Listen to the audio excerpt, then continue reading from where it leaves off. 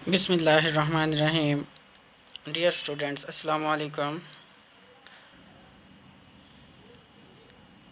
10th class की physics का आज पहला लेक्चर है, चैप्टर नंबर 12 वेव मोशन। इस चैप्टर में हम पढ़ेंगे कि वेव्स क्या होती हैं और इनका किस तरह से इनको पैदा किया जा सकता है, इनके क्या टाइप्स हैं और इनकी क्या प्रॉपर्टीज़ हैं। इन सब चीज़ों को इसमें हम डिस्कस करेंगे। इसके अलावा लास्ट टॉपिक्स में स्टेशनरी वेव्स और इसकी प्रॉपर्टीज़ के बारे में पढ़ेंगे।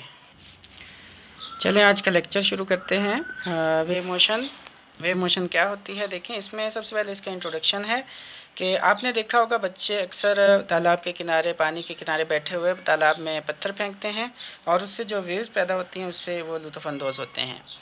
वेव्स पानी की सतह पर भी पैदा की जा सकती हैं, वेव्स रस्सी के ऊपर भी पैदा की जा सकती हैं। इसके अलावा कुछ ऐसी वेव्स भी हैं जिनको हम देख नहीं सकते, जैसे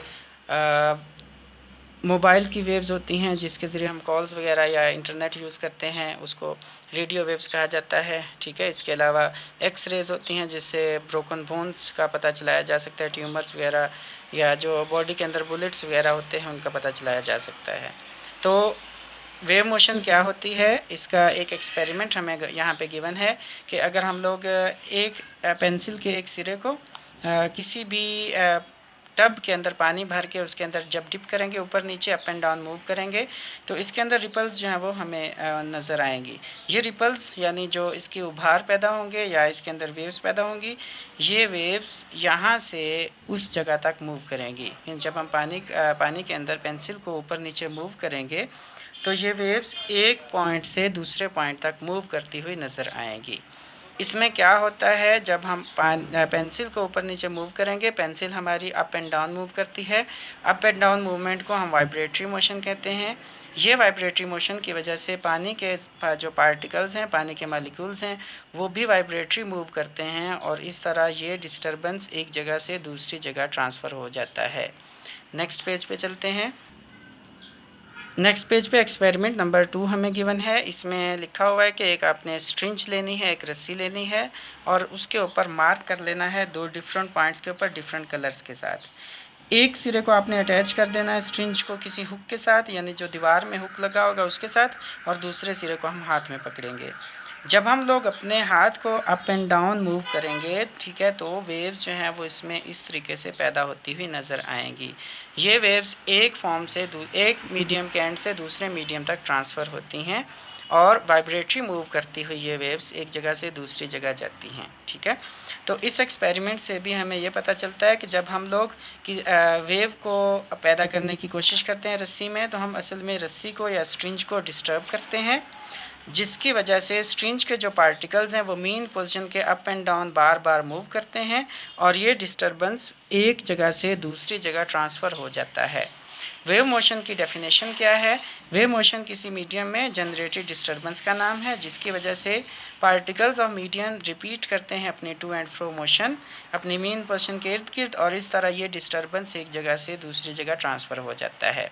तो इन एक्सपेरिमेंट से हमें ये पता चलता है कि पार्टिकल्स ऑफ मीडियम जो है वो एक अहम रोल अदा करते हैं वेव मोशन के अंदर। तो ऐसी मोशन जिसमें पार्टिकल्स और मीडियम जो है वो रोल प्ले करते हैं किसी भी वाइब्रेटरी मोशन के अंदर, उसको हम सिंपल हार्मोनिक मोशन कहते हैं। ठीक है। तो सिंपल हार्मोनिक मोशन के लिए, ठीक है, मज़ीद हम नेक्स्ट लेक्चर में हम डिस्कस करेंगे। अगर हम इसको कॉपी के ऊपर ड्रॉ करें तो किस तरीके से इसकी डायग्राम बन सकती है। जो हमने फर्स्ट एक्सपेरिमेंट्स पढ़ा था, जिसमें हम लोगों ने एक टब लिया था, उसके अंदर हम लोगों ने पानी को भरा था, ठीक है, और पानी भरने के बाद उसमें अप एंड डाउन जब मूवमेंट किया था पेंसिल को, देखें फॉर एग्जांपल यहाँ तक इसमें हम लोगों ने ये सारा पानी भर लिया है। ठीक है। यहाँ पे वाटर है। यहाँ पे हम पेंसिल को जब ऊपर नीचे मूव करेंगे, अप एंड डाउन बार बार जब हम इसको मूव करेंगे, तो पानी की सतह पर गोल शक्ल की सर्कल्स पैदा होंगे। इस तरीके से गोल शेप के सर्कल्स पैदा होंगे और ये वेव्स एक जगह से दूसरी जगह तक ट्रांसफ़र हो जाएंगी। मींस वेव्स यहाँ से स्टार्ट होंगी और मीडियम में उस साइड पे ट्रांसफ़र होती हुई मीडियम के दूसरे एंड तक पहुँच जाएंगी। ये फर्स्ट एक्सपेरिमेंट था। फर्स्ट एक्सपेरिमेंट में अगर हम लोग यहाँ पे कोई कागज़ का एक छोटा सा पीस रखेंगे, जब हम इसकी मूवमेंट को जो है देखेंगे, तो ये अप एंड डाउन मूव करेगा। मींस जैसे pencil up and down move कर रही थी, इसी तरह मीडियम के अंदर जो पार्टिकल्स मौजूद होंगे वो भी अप एंड डाउन मूव करते हैं। ये आप एक्सपेरिमेंट घर में कर सकते हैं। पानी का एक टब लेके उसमें पेंसिल को ऊपर नीचे मूव करें, उसके अंदर कागज़ के टुकड़े रखें, तो आप देखते हैं कि कागज़ के टुकड़े अपनी ही जगह पे ऊपर नीचे मूव करेंगे। जो इसका हमने सेकंड एक्सपेरिमेंट पढ़ा था उसमें हम लोगों ने एक रस्सी ली थी, ठीक है। देखें, रस्सी के एक सिरे को हम लोगों ने हुक के साथ दीवार के साथ बांध दिया था। स्टार्ट में रस्सी बिल्कुल अपनी स्ट्रेट यानी मीन पोजीशन पर होगी, ये इसकी मीन पोजीशन है, ठीक है, यानी सेंट्रल पोजीशन है। जब हम जो है इसको अप एंड डाउन मूव करेंगे तो ये कुछ इस तरह मूव करती हुई हमें नज़र आएगी। इसमें वेव्स प्रोड्यूस होंगी और ये वेव्स एक एंड से, यानी ये फर्स्ट एंड है, वन एंड है, ठीक है, और ये सेकंड एंड है, ठीक है, यानी दूसरा एंड है इसका, यानी अदर एंड है या सेकंड एंड है, ठीक है, ये वहाँ तक ट्रांसफ़र हो जाएंगे। ये इसके दो एक्सपेरिमेंट के ज़रिए वेव मोशन को एक्सप्लेन किया गया है। आपने इसको अच्छे से समझ लेना है। जिस चीज़ की भी समझ नहीं आया, क्वेश्चंस हों, वो आप मुझसे पूछ सकते हैं।